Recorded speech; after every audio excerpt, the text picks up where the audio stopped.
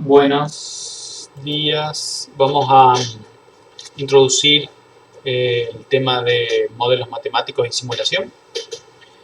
En este tema lo que nosotros vamos a ver es más o menos una idea global, lo que es la simulación matemática y una introducción a lo que vamos a ver a la materia. No es específicamente todo el contenido de la materia, sino el contexto. Bien, entonces este es el contenido de la clase. Y primeramente lo que hay que manejar lo que es un modelo. Un modelo, según el diccionario, tiene muchas acepciones. Nosotros las que nos interesan son las que están marcadas aquí, que es una representación en pequeño de alguna cosa. O también, que es un esquema teórico, generalmente en forma matemática, de alguna realidad, algo que está en nuestro universo real, que nos interesa estudiar y analizar el comportamiento. Y este modelo siempre tiene un fin, que es comprender este comportamiento. Hay distintos verbos asociados a modelo: modelizar, que es construir el modelo; simular, que es poner en ejecución el modelo; y otra palabra que vamos a usar mucho es sistema. Sistema usamos el mismo concepto que se usa en termodinámica, que es una parte de nuestro universo que reúne diferentes partes que están conectadas de alguna forma entre sí. Entonces todo ese conjunto que es de nuestro interés es el sistema. Obviamente, si nosotros queremos saber el funcionamiento de un automóvil, por ejemplo, para llevarnos desde nuestra casa al trabajo, puede ser que nosotros solamente nos interesemos en lo que es el sistema de dirección, el freno, el motor, y no nos interese mucho el parabrisas, no nos interesa el color, no nos interese los asientos. Entonces nosotros podemos elegir qué partes de nuestro problema real van a formar el sistema de análisis. Por otro lado, puede ser que nos interese la parte de confort.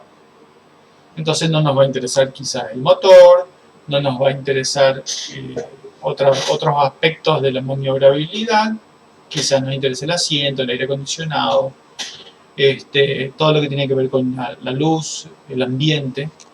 Entonces se van a elegir otras partes. Y eso queda a elección de la persona que quiere analizar la situación.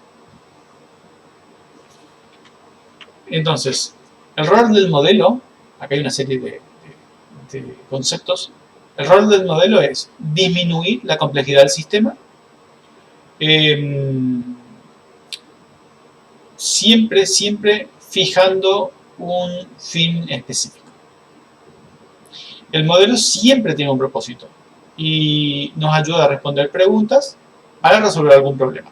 Eso es lo que queremos. No hacemos como en arte un modelo solamente para que quede lindo. Eso es una exageración. Se puede hacer, pero es una exageración. Por otro lado, otro concepto importante es que un buen modelo no imita el sistema real tanto para lograr algo idéntico. O sea, no es una copia.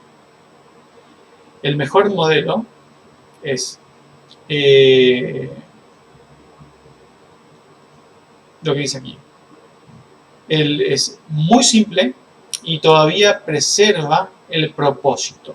O sea, representa bien lo que queremos analizar. Entonces, no hace falta construir modelos complejos cuando es suficiente un modelo simple. ¿Para qué se usa generalmente un modelo? Un modelo se usa en todos lados y generalmente para tomar decisiones y evaluar distintas situaciones a las que podría estar sometido el sistema. Y por lo tanto tiene que ser útil para resolver estas situaciones y de ahí sacar buenas decisiones que sean útiles. A ver, si nosotros estamos viviendo en un mundo complejo, ¿sí? Vamos a necesitar modelos para poder tomar estas decisiones. Si nosotros tuviéramos un universo muy fácil, no haría falta modelo porque pensar la realidad debería ser fácil para resolver los problemas.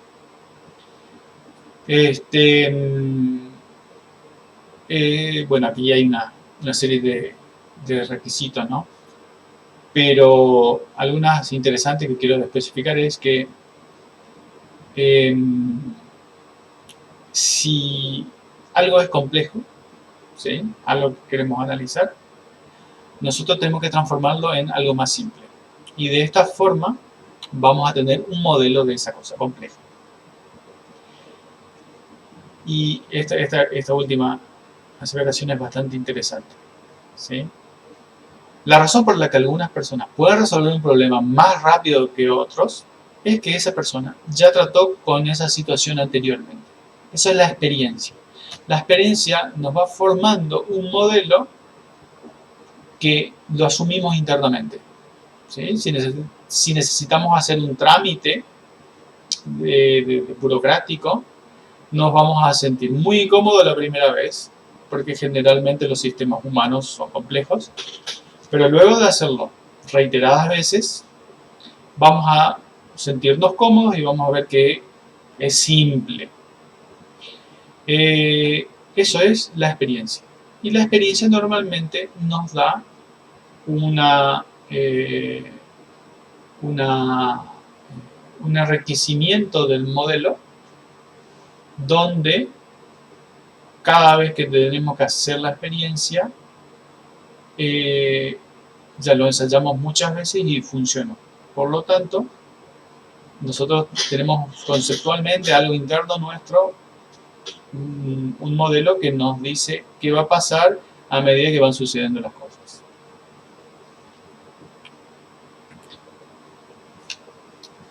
Luego, déjenme ver.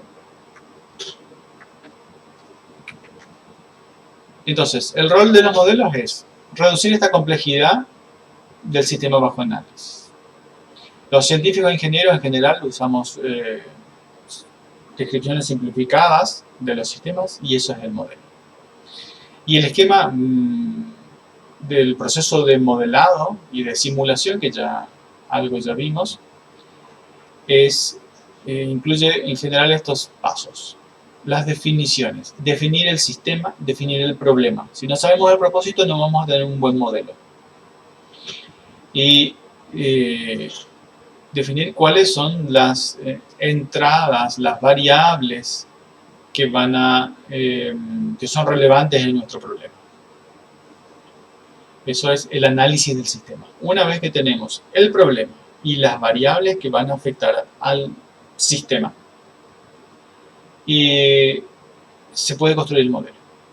¿Sí? Ya vamos a hablar en específico de la cosa modelo. Por ahora, con esa información ya podemos construir el modelo. Una vez que tenemos el modelo, se puede hacer una simulación. O sea, asumir algunas variables, con eso se alimenta el modelo y se mira el resultado. Y una cosa muy importante es la validación. La validación vendría a ser el proceso de comparar situaciones conocidas de la realidad implementadas en el modelo. El resultado que yo tengo que obtener en el modelo tiene que ser un resultado aceptablemente bueno de la realidad. No exacto, sino que aceptablemente bueno en las cosas que a mí me interesa analizar y evaluar. Por ejemplo, si yo quiero representar un automóvil, ¿sí? Un modelo de un automóvil puede ser, fíjense aquí, tenemos un auto en este tamaño, un auto más pequeño también es un modelo, es una representación a escala reducida del auto real, digamos. Si de este auto a mí solamente me interesa saber la parte del motor y la parte que me permite que se mueva el auto, yo voy a tener solamente en cuenta esas partes del auto. Las ruedas, tanque de combustible, el motor. Si a mí lo que me interesa es ver cómo este automóvil va a ocupar un lugar en un estacionamiento, yo voy a analizar otras cosas. Voy a analizar el espacio que ocupa con las puertas abiertas, con las puertas cerradas, porque eso es lo que me va a definir cuánto espacio yo voy a necesitar en el plano cuando diseñe lugares de estacionamiento o lugares para guardar el auto en una casa o, o algo similar a eso. Por otro lado, si yo estoy diseñando algún camino por donde se mueva el auto, o si yo estoy diseñando un auto que se ajuste a un camino, yo tengo que saber, por ejemplo, cómo va a girar el auto cuando se desplace. Yo necesito tener idea de cómo es el radio de curvatura en función de la dirección en la que puede moverse un vehículo. Entonces yo voy a tener en cuenta otras cosas, la parte geométrica y del movimiento del vehículo. Por otro lado, si a mí me interesa que tenga bajo consumo de combustible por todo lo que tiene que ver con la fricción del auto con el aire, yo voy a hacer un estudio aerodinámico. A mí, en ese caso, solo me interesa la cáscara, la parte externa del auto y no lo interno. No me importa ni el color, ni el tipo de asientos, ni cómo está el manubrio, ni nada, ni ningún otro detalle. Por eso yo voy a simplificar el automóvil según el aspecto que yo quiero analizar. Entonces acá puse algunas cuestiones. Mucha gente piensa que un buen modelo es uno que copia idénticamente todas las partes de un objeto real. Y eso es falso. En ingeniería y en ciencia es falso. El mejor modelo, ¿sí?, es el modelo más simple que todavía sirve a su propósito. Por otro lado, el mejor modelo conserva un grado de complejidad suficiente para comprender un sistema y resolver problemas. Esto es lo importante. Para esto sirve y de esta forma se obtiene y construye un buen modelo. Entonces, los errores más comunes que ocurre cuando uno va a crear un modelo o hacer una modelización, decimos nosotros, es iniciar con un modelo que no sea muy simple. La regla de oro es iniciar con un modelo muy simple, podemos decir que es infantil, y luego aplicar los 5 pasos que vimos anteriormente.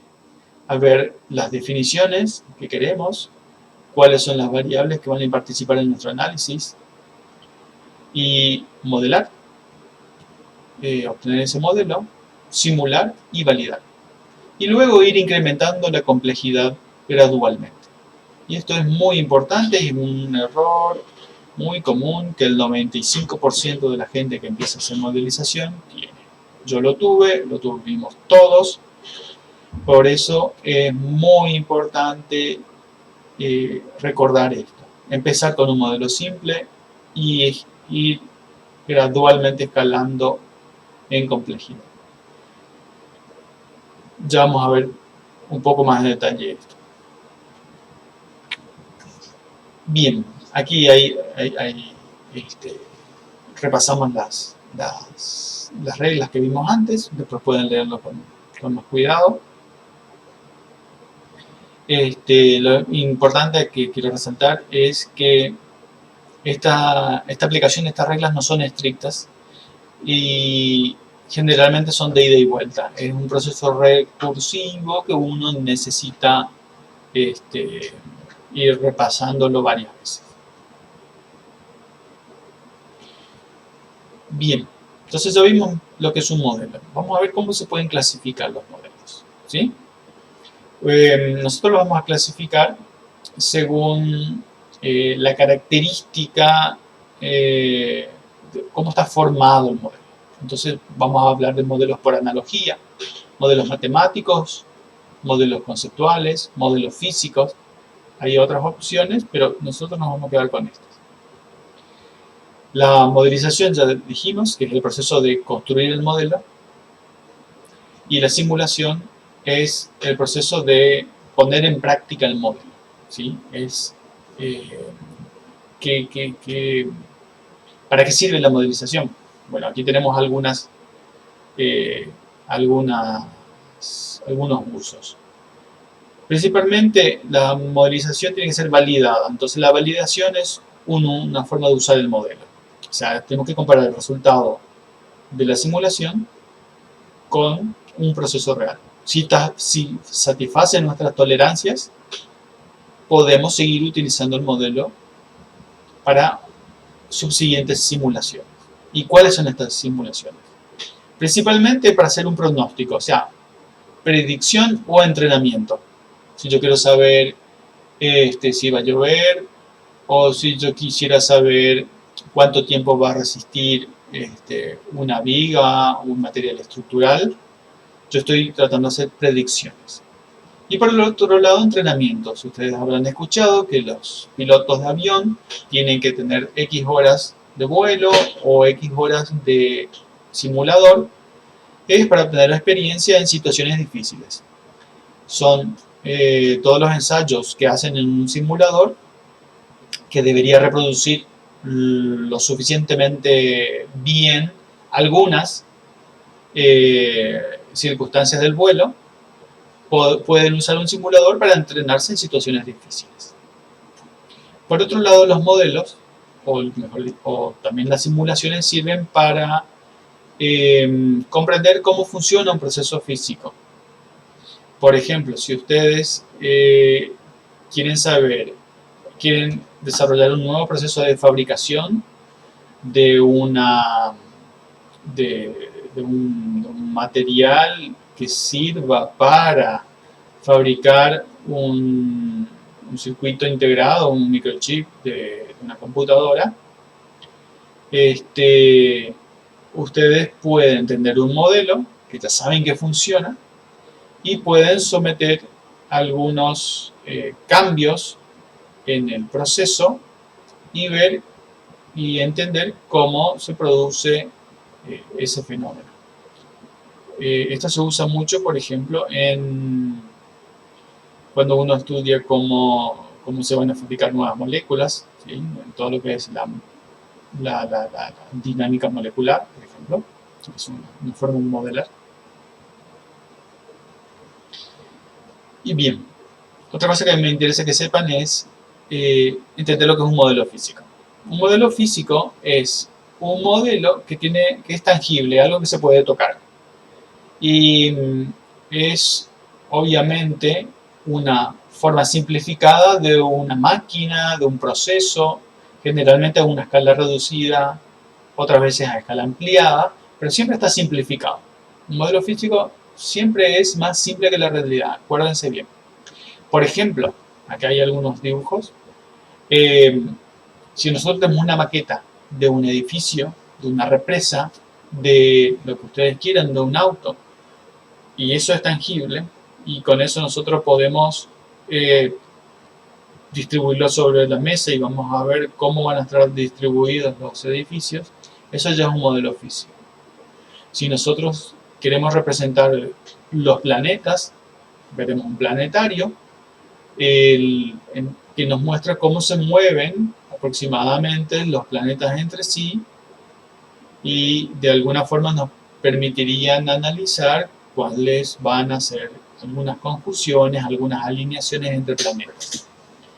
Lo otro, si nosotros necesitamos construir un puente, podemos hacer una maqueta o un modelo físico, se llama, a una escala reducida para ver cuál es la resistencia que va a tener esta estructura, este puente, y para ver si va a resistir, si la solicitación, la carga que va a tener, la resistencia al viento. Se pueden hacer un montón de ensayos físicos que permitan predecir la resistencia de este puente, del modelo físico del puente, para después extrapolarlo.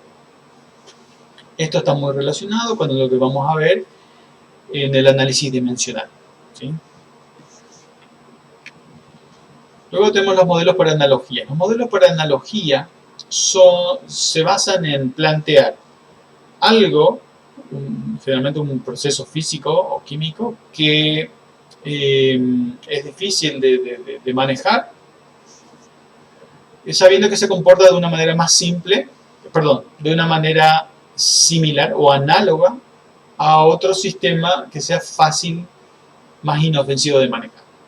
Por ejemplo, si nosotros queremos eh, analizar un sistema eléctrico tiene un análogo en todo lo que es la circulación de corriente eléctrica con la circulación de un fluido en una cañería. Entonces, todo lo que es la resistencia al paso del fluido es similar a la resistencia eléctrica. Lo que es la diferencia de potencial eléctrica es similar a las diferencias de alturas entre líquidos. Y también todo lo que es la transferencia de calor en cuerpos por conducción tienen un análogo en la conducción de cargas eléctricas en los circuitos. Todo lo que son resistencias al paso de corriente eléctrica son análogos a las resistencias al paso del flujo de calor. Entonces, siempre en ingeniería, una vez que uno entiende, por ejemplo, cómo funciona la ley de Ohm, muy rápidamente puede, por analogía, entender cómo funciona un sistema térmico o entender cómo funciona un sistema de flujo de fluidos. Luego tenemos los modelos matemáticos. ¿Sí? Los modelos matemáticos se pueden clasificar en varios tipos. Nosotros vamos a ver algunas pocas clasificaciones, pero las más importantes. En principio tenemos un modelo gráfico. Un modelo gráfico es un dibujo, un mapa, cualquier gráfico cartesiano que nosotros conocemos, eso es un modelo matemático. Esta carta que está aquí es un que nos dice cómo es el factor de fricción en función del número de Reynolds. Es un gráfico que nos da valores numéricos, pero a través de una representación gráfica. Esto es un modelo. Otro modelo, también gráfico, es si yo necesito trabajar con este animal, con este asno, yo puedo representarlo en el papel de esta forma, o si me cuesta dibujar un poquito más de esta forma, o si me cuesta dibujar un poquito más de esta otra forma. ¿Sí? Fíjense que son cosas simplificadas, pero a los efectos de mi propósito, quizás sea suficiente que yo represente este asno como una esfera. ¿Sí? Especialmente si yo lo que estoy midiendo es la cantidad de espacio que me ocupa el asno para idealizar o construir un corral. ¿Sí? Si yo lo que quiero representar en un dibujo es otra cosa, voy a tener que buscar o darle más detalles a mi modelo. Otro tipo de modelos matemáticos son los modelos deterministas. Estos son los más simples a los que estamos más acostumbrados, que son aquellos que tienen una representación por una fórmula. ¿Sí? Entonces, todas las leyes que nosotros estudiamos en física, acá hay algunas, la ecuación de Bernoulli, las leyes de Newton, las ecuaciones de Navier-Stokes, sistemas de ecuaciones diferenciales, integrales, cualquier tipo de funciones son modelos deterministas, modelos matemáticos deterministas. Y otro tipo de modelos matemáticos son los modelos numéricos. De esto ya vimos, los alumnos que ya cursaron métodos numéricos ya vieron que en general cualquier tabla de datos de doble entrada, de simple entrada o representación numérica en un sistema no en el espacio de una variable en varias dimensiones, me va a dar un modelo numérico. ¿Sí? Por ejemplo, aquí puse la distribución de temperaturas en una habitación. Si yo hago curvas de nivel con números del valor de la temperatura en distintas partes de una habitación, eso me va a dar una representación tridimensional de la temperatura. Entonces, esto aquí, que está aquí, también es un modelo numérico. Fíjense que un modelo numérico expresado en forma gráfica. ¿Sí? Todos los puntos rojos tienen el mismo valor, aquí está la escala. Los puntos verdes, los puntos amarillos y los puntos azules tienen distintos colores.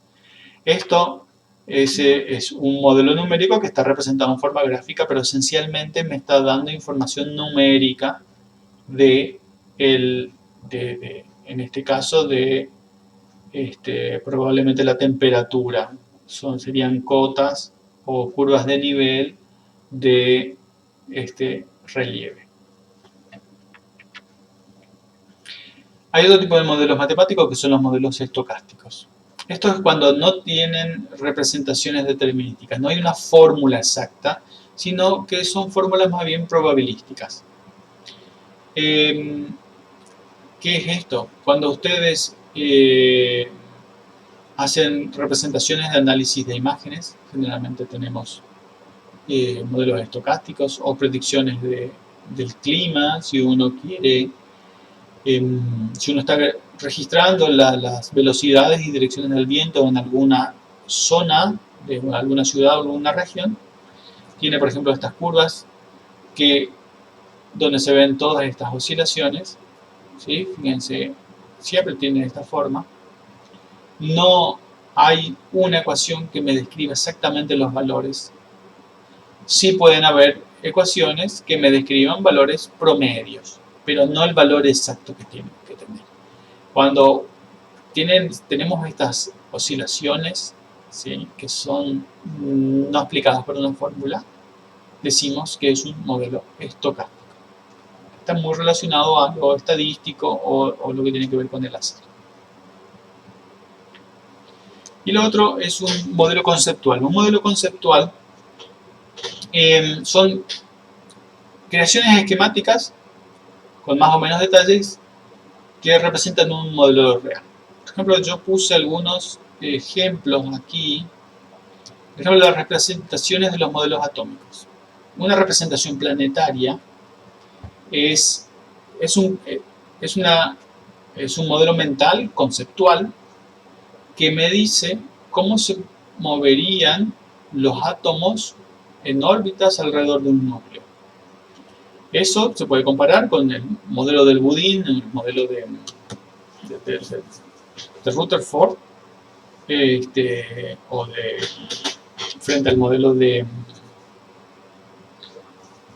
no me acuerdo ahora, el otro que postuló el modelo planetario, el del budín, y son modelos conceptuales de cómo funciona el sistema electrón-núcleo. Una vez que se avanzó en la idea, se pasaron a los modelos de orbitales moleculares. Fíjense que en los modelos de orbitales moleculares uno puede pensar que ya es un modelo matemático, ¿sí?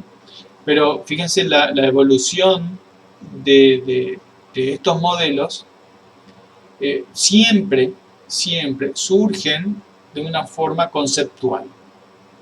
Ese concepto después puede dar origen a un modelo que me permite hacer predicciones más precisas y eso se traduce en general a un modelo matemático. Pero en general todos los modelos son conceptuales. Lo mismo, analizar cómo están colocados los átomos en una estructura cristalina, nacen de un concepto que después se puede plasmar en relaciones geométricas o en relaciones matemáticas. Por ejemplo, ustedes conocen la teoría de la caverna de Platón, la teoría de la caverna de Platón es un modelo conceptual de cómo las personas van adquiriendo conocimientos y que el conocimiento que adquieren es función de la realidad que manejan. ¿sí? Si no conocen la alegoría de la caverna, está interesante, búsquenla, está en internet. Pero es un modelo de cómo uno explora el mundo y de las limitaciones que uno tiene, ¿sí? Más allá que pueden haber análisis más profundos de esta teoría, es un concepto de, del descubrimiento. Bien, veamos algo sobre lo que es simulación. Algo ya dijimos, es una técnica para probar, analizar o entrenar, no usando sistemas reales, sino los modelos que pueden ser conceptuales o matemáticos. Un método científico de análisis con poca perturbación involucrando experimentos sobre un modelo y no sobre la realidad que está representada por ese modelo. Fíjense una cosa, uno tiene que tener en cuenta que lo que está probando en una simulación siempre es el modelo. Por lo tanto, la extrapolación, ¿sí?, el uso de la simulación, siempre tiene que ser cuidadoso, ¿sí? En estas épocas de pandemia habrán visto que hubieron muchos modelos sobre cómo va a salir, cuándo vamos a salir, cuándo vamos a tener el pico, cómo vamos a aplanar la curva, y habrán visto que las incertidumbres que hay, o digámoslo así, las equivocaciones que tuvieron fueron muy grandes. Eso tiene que ver con que los modelos quizás no eran lo suficientemente adecuados o lo suficientemente precisos para sacar las conclusiones que quería la gente. Entonces, algún cuidado hay que tener en la simulación, especialmente cuando uno no es experto. La simulación se ocupa, puse aquí el extracto de un libro, la simulación se ocupa para cuestiones que tienen que ver con fabricación, ¿sí?, manejo de materiales, se ocupa en la industria del automovilismo, en la industria del transporte y la logística, para cuestiones de salud, para cuestiones de sistemas de servicio, analizar cómo administrar recursos, uso militar, ¿sí? Hay un montón de usos, de tipos de simulaciones en la parte militar, para simular eventos discretos, todo lo que tiene que ver con teoría de la comunicación, redes, todo este espectro ocupa la simulación constantemente, ¿sí? Simular todo lo que tiene que ver con procesos es muy importante. Y la simulación y la modelización tienen muchas ventajas. Hay innumerables, aquí puse algunas, no voy a mencionar todas, las pueden mirar después un poquito con cuidado, y lo que no entienden después discutimos. Pero principalmente explorar posibilidades sin alterar el proceso real, identificar limitaciones entendiendo bien las interacciones, puede ser mejorar el entrenamiento, hacer entrenamientos menos caros, buscar consensos, ¿sí?, para después alcanzar los objetivos. Pero tiene sus desventajas. Las desventajas es que uno necesita un entrenamiento especial, ¿sí? Construir modelos no es fácil. No es fácil y muchas veces es bastante complejo.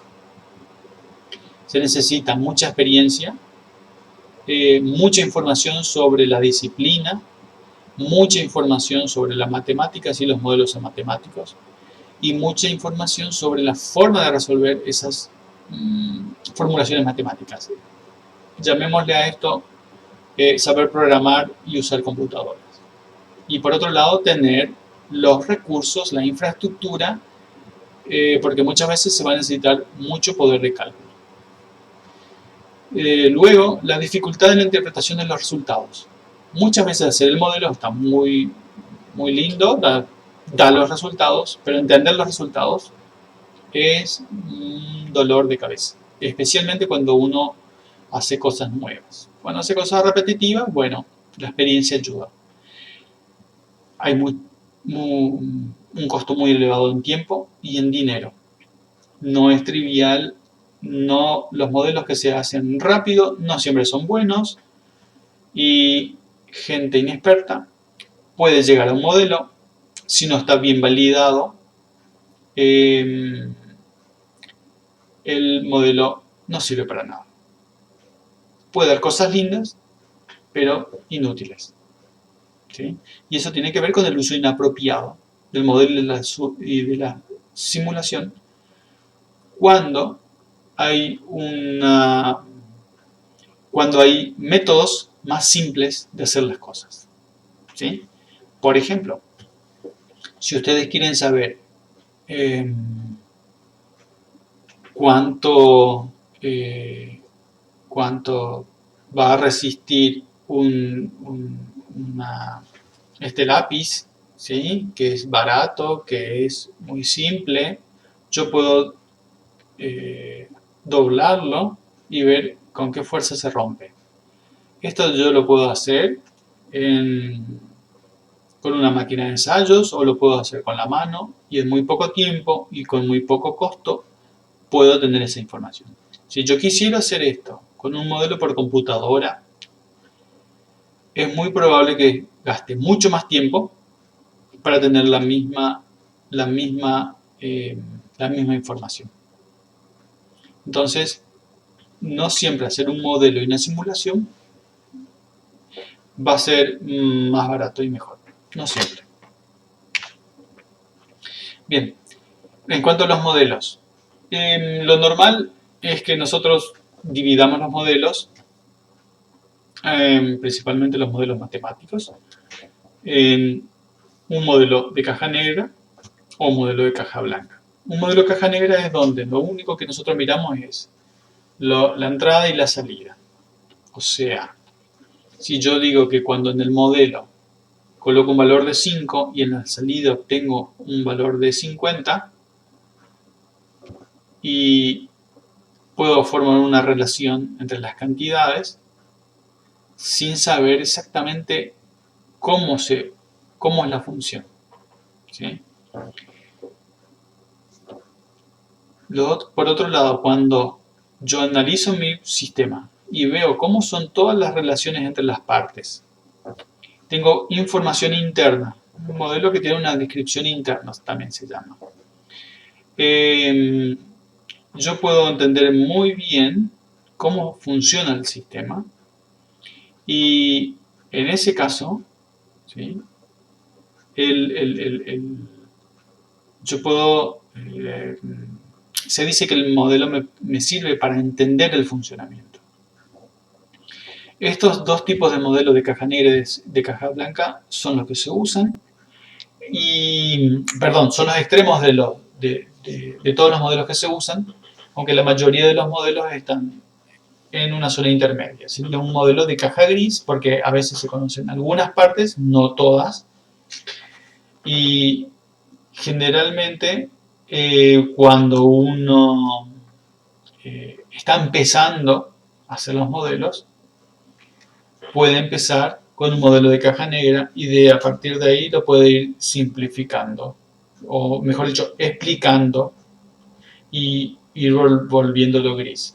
Otras veces se empieza desde un modelo de caja blanca y cada vez se va complicando o agregando cosas que pueden llegar a ser abstractas y va construyendo un modelo de caja gris. En general, esto tiene que ver, este proceso que recién expliqué, con la forma de construir el modelo. Nosotros lo que vamos a ver en esta materia son más bien modelos de caja blanca porque nos vamos a concentrar en los mecanismos internos, en la representación interna del modelo.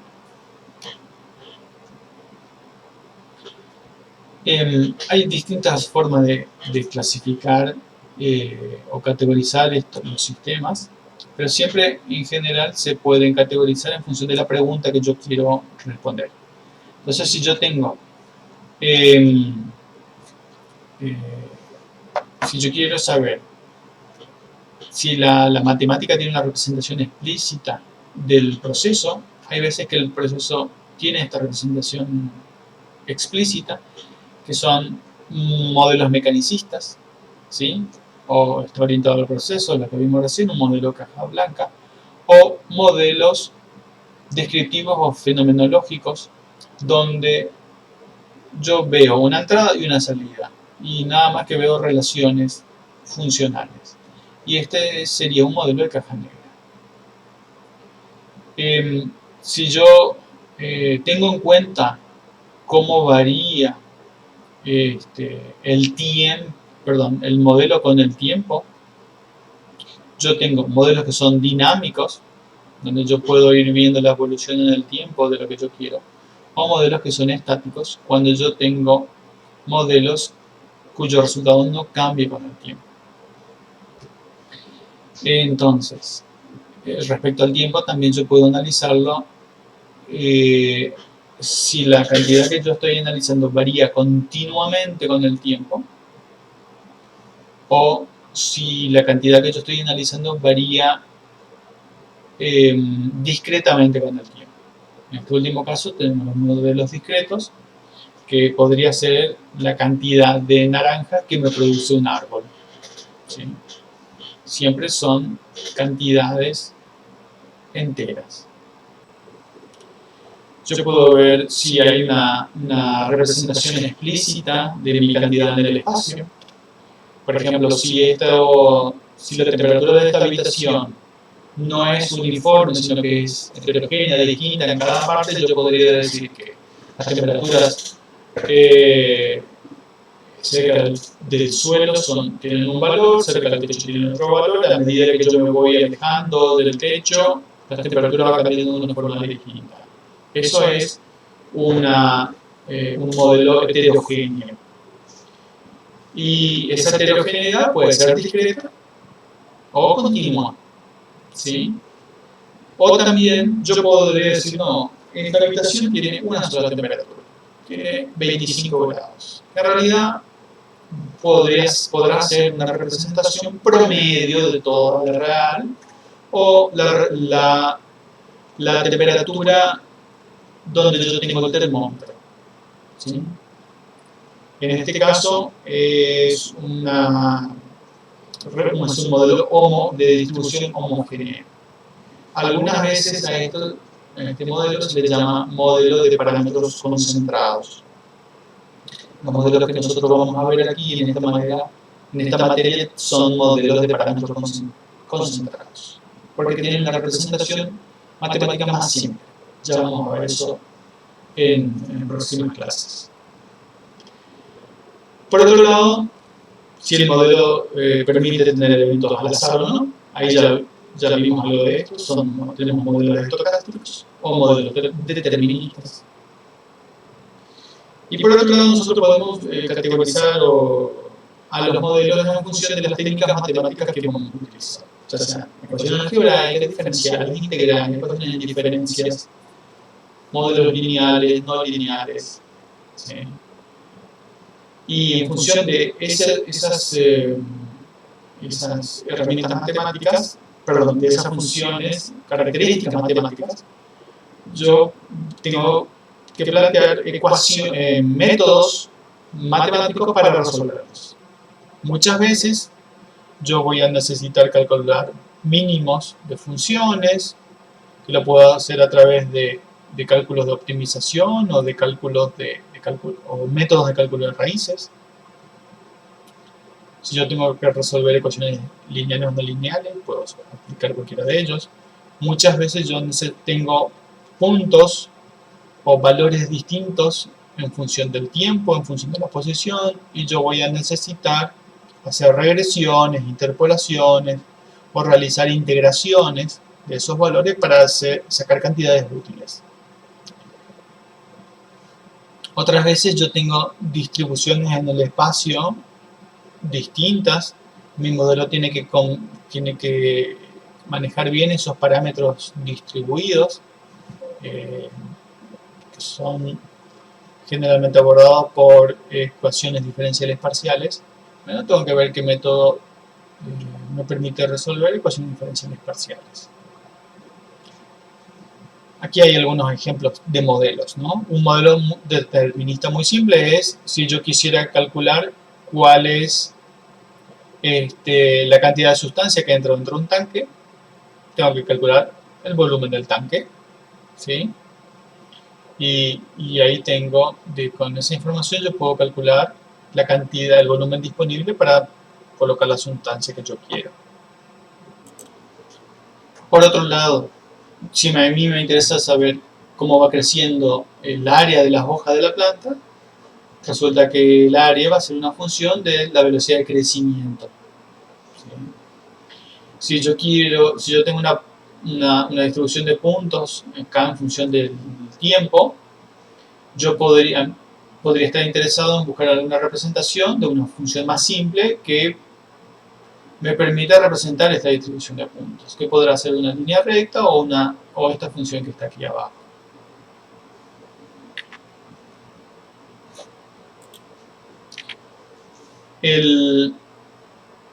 Esto que está en la pantalla, a la izquierda, es una representación de un diagrama de flujo, donde tenemos un reactor químico, una bomba, una torre de destilación con sus diferentes partes. Esto es un modelo matemático, gráfico, que me dicen qué tipo de equipos tengo y cómo están interactuando entre ellos. ¿Sí? Fíjense que la flecha me da información de cómo se mueven los flujos o la información aquí. Esto que está aquí es un modelo gráfico también, donde yo tengo una serie de puntos y estoy marcando distintas formas de ajustar una función a estos puntos. Fíjense que esta función no pareciera ser muy adecuada porque tiene aquí un punto de discontinuidad, porque es un lugar donde se une, tengo un ángulo entre esta parte de la función y esta otra parte. No parece ajustarse a la representación de los puntos. Y en ingeniería química, ¿dónde usamos modelos? Bien, usamos en todas partes.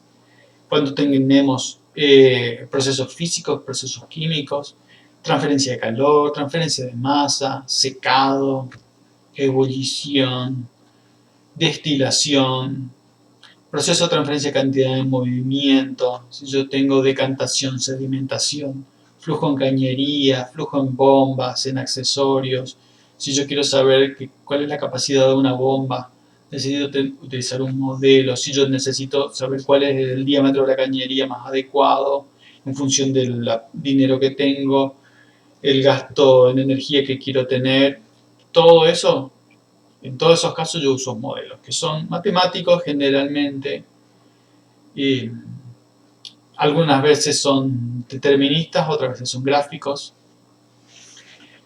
otras veces son simulaciones más complejas. Cuando modelamos propiedades y resistencia de materiales para diseñar equipos, si yo quiero saber, por ejemplo, también cómo varía la concentración de la densidad de una solución,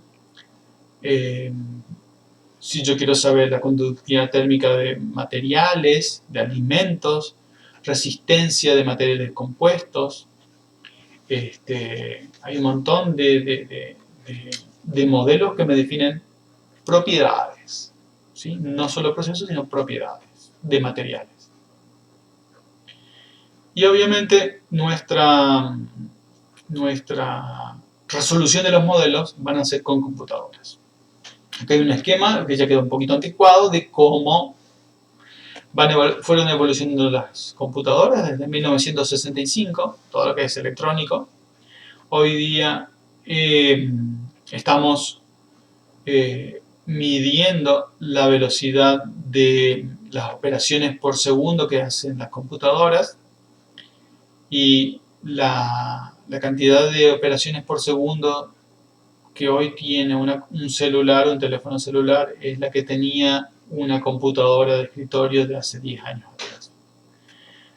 La potencia de cálculo que tenemos en la computadora de escritorio es muy alta, no siempre es suficiente, y existen algo que se llaman los centros de las supercomputadoras o los clústeres de computadoras que me permiten ir sumando pequeñas computadoras individuales de tal manera de tener una potencia de cálculo muy importante y muy relevante para resolver problemas complejos. Ya vamos a ver y discutir esto un poquitito más, así como discutir un poquito sobre la computación cuántica.